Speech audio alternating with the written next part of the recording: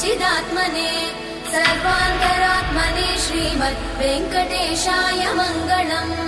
स्वतः सर्वविदे सर्वशक्तये सर्वशेषिने सुलभाय सुशीलाय वेङ्कटेशाय मङ्गलम्। परस्मै ब्रह्मणे पूर्णकामाय परमात्मने प्रयुञ्जे परतत्त्वाय वेङ्कटेशाय मङ्गलम्। आकालतत्त्वमशान्तमात्मनामनुपश्यताम् अतृप्त्यमृतरूपाय वेङ्कटेशाय मङ्गलम्। प्रायस्वचरणौ पुंसां शरण्यत्वेन पाणिना कृपया दिशते श्रीमद् वेङ्कटेशाय मङ्गलम्।